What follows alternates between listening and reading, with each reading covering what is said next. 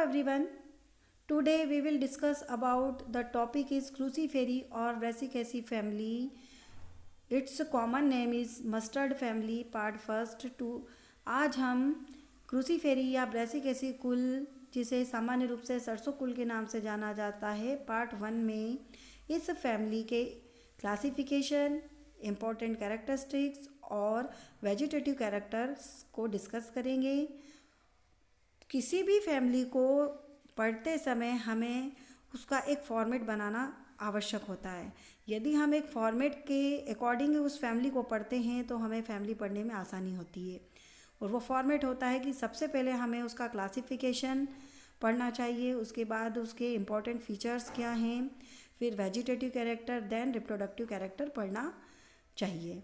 तो हम सबसे पहले स्टार्ट करेंगे यहाँ पर इसके क्लासिफिकेशन से।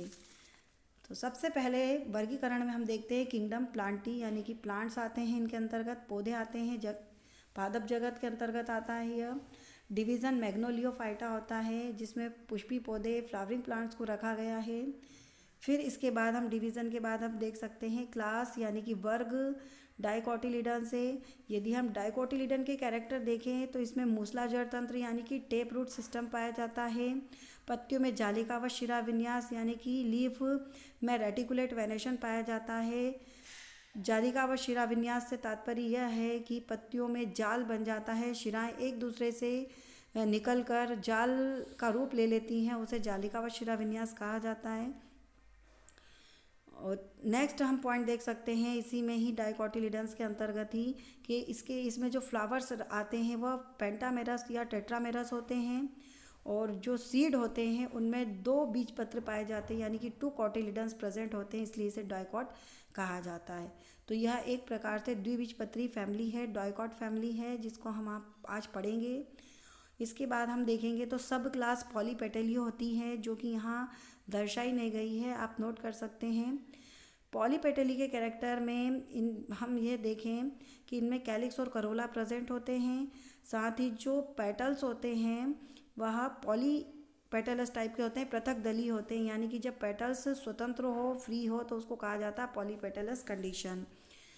नेक्स्ट इसमें सीरीज थैलेमीफ्लोरी होती है, जिसका कैरेक्टर है कि ओवरी जो होती है सुपीरियर होती है। फिर इसका यदि हम आगे देखें, नेक्स्ट हम देखते हैं ऑर्डर पेराइटल्स।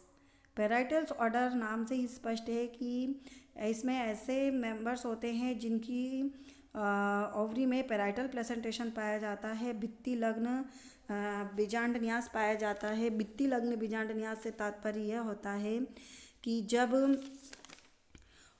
ओवरी के अंदर ओव्यूल भित्ति से संलग्न रहते हैं, यानी कि ओव्यूल या बीजांड जो वॉल से अटैच रहते हैं, तो उसे कहा जाता है पेराइटल प्लेसेंटेशन, यानी कि बीजांड का भित्ति से जुड़े रहना पेराइटल प्लेसेंटेशन या भित्ति लग्न बीजांड न्यास कहलाता है। फैमिली ब्रेसिकेसी, जिसे मस्टर्ड फैमिली कहते हैं, जीनस ब्रेसिका और स्पीशीज कंपेस्ट्रिस। तो सरसों का बॉटनिकल नेम होता है ब्रेसिका कंपेस्ट्रिस, जो कि ब्रेसिकेसी कुल का मेंबर है। अब हम आगे पढ़ेंगे इम्पॉर्टेंट कैरेक्टर, इस फैमिली के क्या मुख्य लक्षण हैं। तो सबसे पहला लक्षण जो आपको नोट करना होगा कि पादप के जितने भी भाग होते हैं उनसे तीखी गंध आती है। इस गंध का कारण यह है कि इनमें एक सल्फर कंटेनिंग कंपाउंड पाया जाता है। वह सल्फर कंटेनिंग कंपाउंड का नाम होता है मायरोसिन। मायरोसिन के कारण ही आप देखेंगे कि सरसों के तेल में तीखी गंध आती है। फिर इसका दूसरा इम्पॉर्टेंट कैरेक्टर होता है कि यह इकोनॉमिकली इम्पॉर्टेंट होती है। ये family brassicaceae is economically important family of flowering plants. Next point, these are known as mustard flowers, crucifers और कैबेज फैमिली। इसको कैबेज फैमिली के नाम से भी जाना जाता है। Leaves are alternate, opposite, simple and exstipulate. जो लीव्स होती है, पत्तियां होती हैं, वे एकांतर होती हैं, अभिमुख होती हैं, सरल होती हैं और एक्स स्टिपुलेट होती हैं। एकांतर क्रम में जमा होना, यानी कि हम देख सकते हैं कि लीव्स जो होती हैं इस तरह से, यहाँ आप देखें ये मुख्य अक्ष है, तो जब एक पत्ती एक नोड से निकल रही, दूसरी पत्ती दूसरे नोड से, तो हर पत्ती अलग अलग नोड से राइज होगी, तो वो कहलाता है एकांतर क्रम। और पत्तियां यदि अपोजिट डायरेक्शन में है, अभिमुख है, तो उसको अभिमुख कहेंगे। यदि पत्ती के आधार से कोई छोटी पत्ती नुमा संरचना या लीफ लाइक स्ट्रक्चर नहीं निकलता है तो वह एक्स स्टिपुलेट लीफ होती है। स्टिप्यूल्स इसमें एब्सेंट होते हैं। नेक्स्ट पॉइंट आता है कि petals for diagonally arranged cruciform. यह इस फैमिली का इंपॉर्टेंट कैरेक्टर होता है कि इसमें कोरोला जो होते हैं वो क्रॉस लाइक होते हैं, यानी कि नंबर ऑफ पेटल्स 4 होते हैं और 4 पेटल्स क्रॉस रूप में जमे होते हैं, इसलिए इसे क्रूसीफॉर्म करोला कहा गया और इसी करोला के कारण ही इसको क्रूसीफेरी नाम दिया गया है। नेक्स्ट पॉइंट हम देखेंगे आगे, स्टेमन 6 टेट्राडाइनेमस।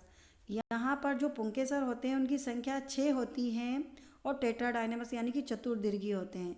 चतुर्दीर्घी से मतलब होता है कि जब टोटल स्टेमन 6 हो और 6 स्टेमन 2 वल्स या 2 चक्र में अरेंज्ड हो, यानी कि बाहर के चक्र में 2 स्टेमन प्रेजेंट हो और साइज़ में छोटे हों और अंदर के चक्र में 4 स्टेमन हो और वो साइज़ में बड़े हों, तो ऐसी कंडीशन कहलाती है टेट्राडाइनेमस कंडीशन। इसके अलावा हम देख सकते हैं इसमें जो पुष्प क्रम होता है यानी कि इन्फ्लोरेसेंस होता है वह रेसिम टाइप का होता है।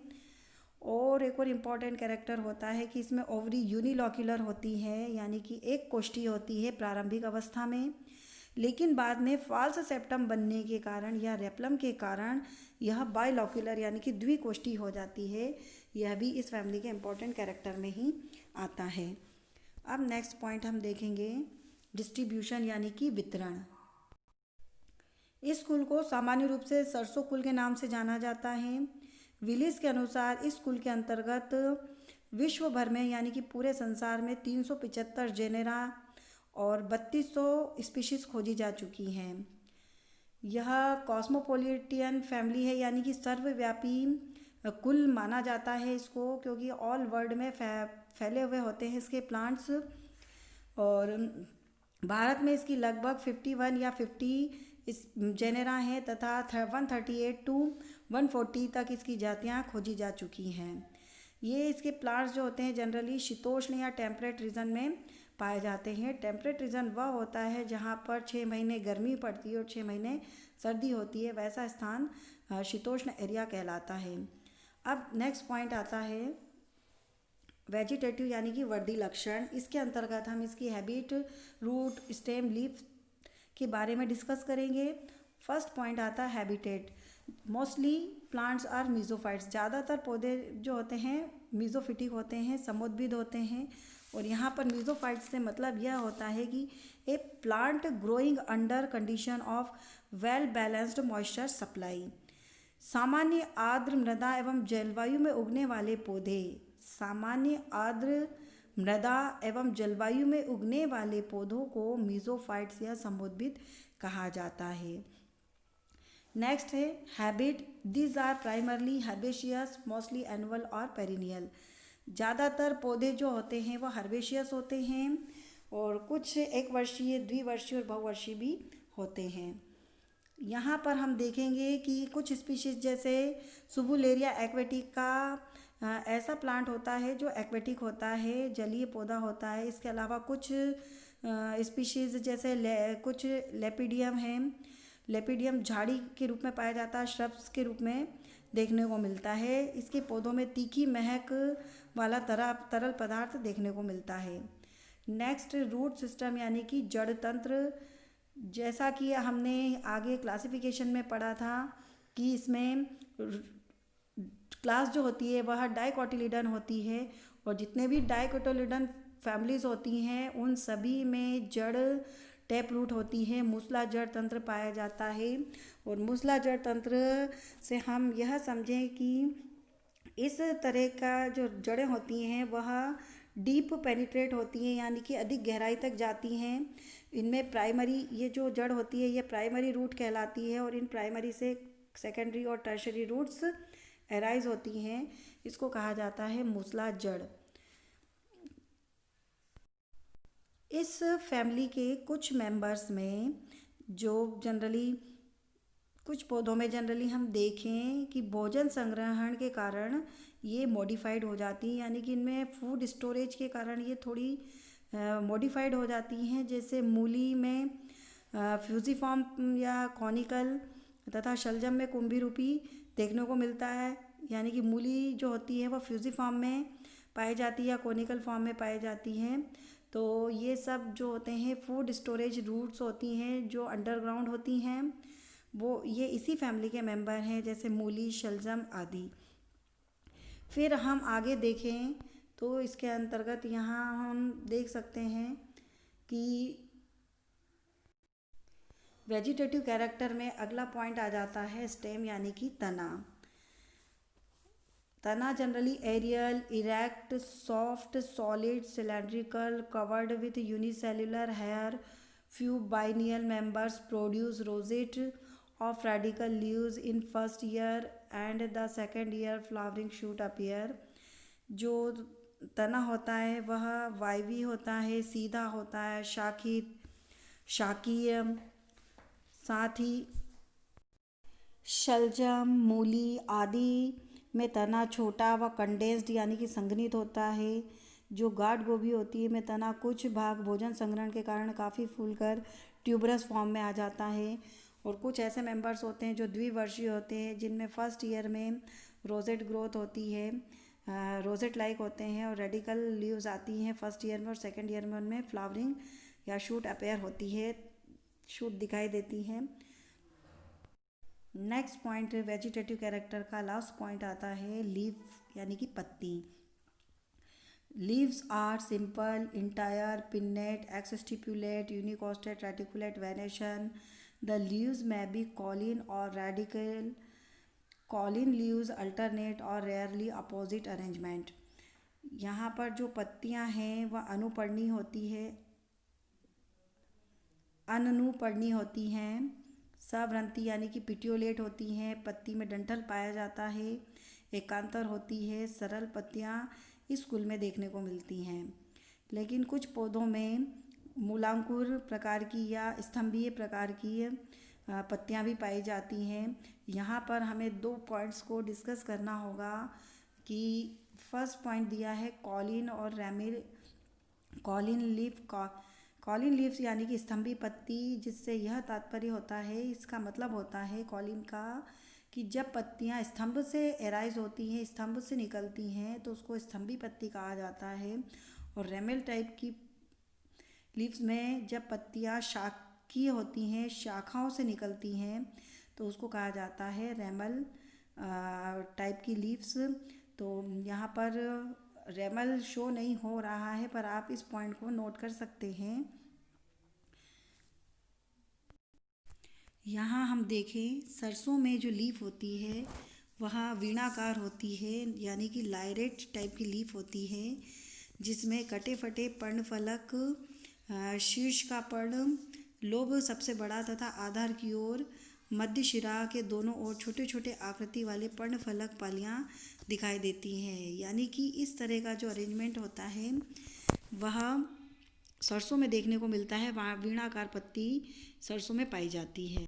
इट मीन्स कटे फटे पर्णफलक जिनमें शीर्ष का पर्ण फलक सबसे बड़ा होता है और आधार की ओर यह छोटा होता जाता है, यानी कि वीणाकार दिखाई देती है।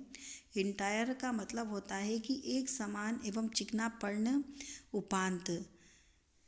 फिर यहाँ हम एक और चीज़ डिस्कस कर सकते हैं, सरल पत्ती यानी कि सिंपल लीफ। सिंपल लीफ को आप इस तरह से जान सकते हैं कि यह लीफ का डंठल होता है जिसे पिट्यूल कहा जाता है।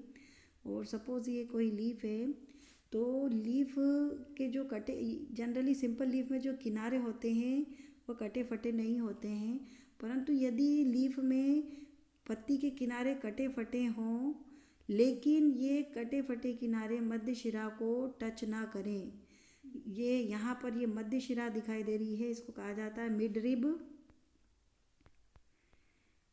तो मिड रिब को जब मार्जिन टच ना करे, दोनों के बीच में गैप हो, तो उसको कहा जाता है सिंपल लीफ। तो आज के इस लेक्चर में हमने सरसों कुल के अंतर्गत क्लासिफिकेशन, मुख्य लक्षण, फैमिली के इम्पॉर्टेंट फीचर्स और वेजिटेटिव कैरेक्टर में रूट, स्टेम, लीफ को डिस्कस किया। नेक्स्ट क्लास में हम इसी फैमिली के पार्ट 2 में reproductive character and economic importance को पढ़ेंगे। Thank you.